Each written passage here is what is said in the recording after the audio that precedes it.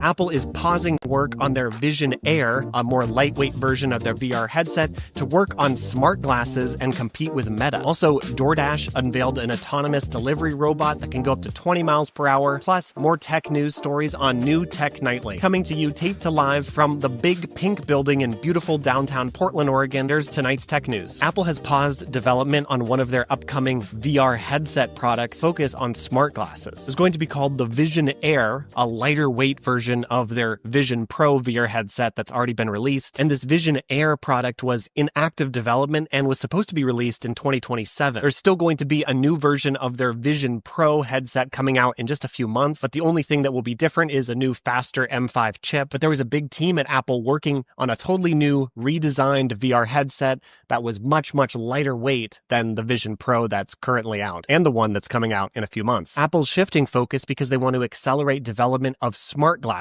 that can compete with Meta, the creator of Facebook and Instagram's recently unveiled AI-enabled eyewear. The Meta Ray-Ban glasses have been pretty popular. They have cameras, mics, and speakers, and you can talk with Meta's AI using that product. And then, of course, just 2 weeks ago, Meta unveiled their brand new Meta Ray-Ban display glasses that actually do have a display that you can see in one of the lenses. So Apple is taking the employees who are working on the Vision Air product and directing them to create a pair of smart glasses that will include cameras, microphones, a speaker system, and heavy use of voice-controlled AI. And this will position them directly against Meta's Ray-Ban smart glasses. Bloomberg reports that Apple is working on 2 versions of these smart glasses, one model with no built-in display that would pair with an iPhone, and a second model with display capabilities originally planned for 2028. But now that's being fast-tracked given Meta's head start. So it seems like the first version of these Apple glasses won't even have displays in them, but that's why they had to reallocate focus from the Vision Air product to actually get a version with displays out as soon as possible. And again, they're still going to refresh the current Vision Pro model in the coming months with a faster M5 chip,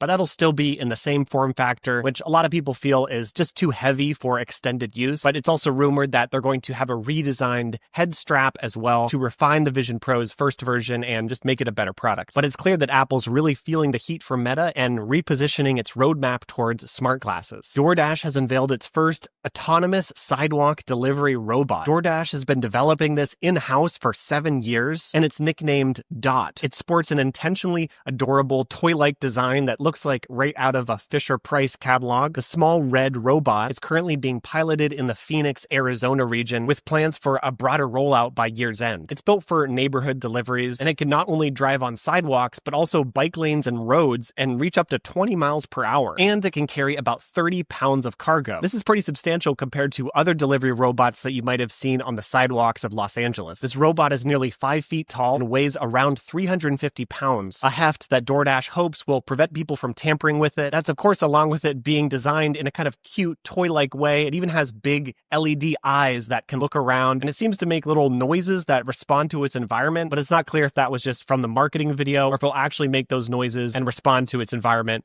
when it's rolled out in the real world. Data centers have been linked to surging power bills, and a lot of people are blaming AI. And they might be right about that. There's a Bloomberg analysis that found that wholesale electricity prices have spiked over 200% over the past 5 years, but that's in certain US communities, specifically those near concentrations of large data centers. And of course, the energy demands of AI-focused data centers are cited as a key driver for this increase. But there are other factors contributing to these rate hikes as well. Many utilities are having to upgrade aging transmission infrastructure, and those capital costs are getting passed to consumers. Additionally, recovering from recent climate-related disasters has proven to be very expensive, like repairing grids after wildfires or storms, and that further pushes electricity prices higher in specific regions. We need innovation in our electrical grid and in our data centers more than ever. One example is Microsoft's recent innovation with microfluidic cooling of chips, which will allow for much more sustainable data center operations.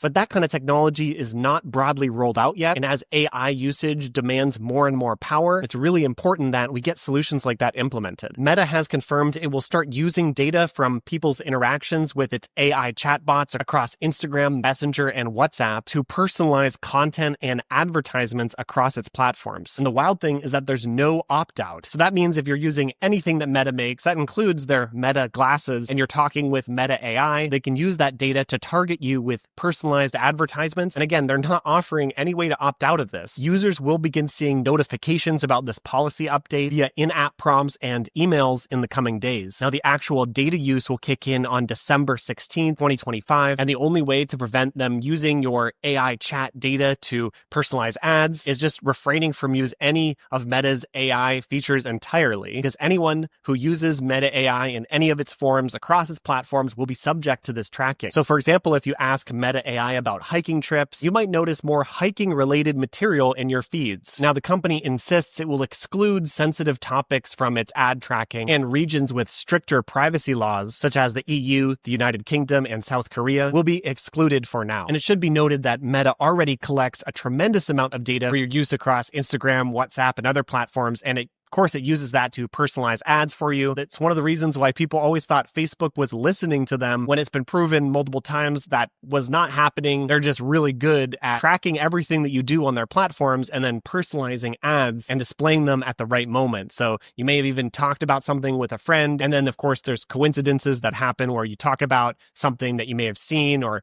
interacted with, and then there's an ad about that. But obviously, taking people's conversations with AI, that could potentially reveal a lot more information. You know, people are using these AI chatbots sometimes for therapy and other use cases. Of course, it could just be a lot of data in there that people might not want advertisers to know about. But it looks like with this new policy, there's no way to opt out of that. And all you can do is just avoid using the Meta AI features if you don't want to be tracked in that way. Anthropic, one of the biggest competitors to OpenAI, has released a new integration that brings its Claude AI assistant directly into Slack. This means that teams using Slack can now access Claude's capabilities right within their chat channels, effectively adding an AI coworker to your Slack. Slack users will be able to interact with Claude in a few different ways. They can start a one-on-one chat with Claude via direct messages, or in any channel or thread, users can mention at Claude to pull the assistant into the conversation. And there'll also be a Slack sidebar panel for Claude. Now, additionally, from the Claude.ai platform, you'll be able to search your Slack workspaces. And of course, this is all if you give Claude permission to access Slack. So now if you have this enabled, you could ask Claude about a recent project you've been collaborating with coworkers on, and then Claude can look through your Slack workspaces conversations and documents to find information to help answer your query, all while respecting normal Slack access controls. This might be useful for summarizing lengthy Slack threads or analyzing documents and data that have been shared in Slack. Of course, you can also enable Claude to access your Gmail and Google Drive, and OpenAI's ChatGPT can do that as well. But ChatGPT can't access Slack yet, so I'm sure they'll be working on adding that feature to ChatGPT as well. Before you go, if you're based in Portland, Oregon, and you'd like to join this show, we'd love the show to have a more conversational feel with multiple hosts talking about the tech news from all types of different perspectives. So if you want to be a part of this, please reach out at hello@resonant.works. I'll see you tomorrow.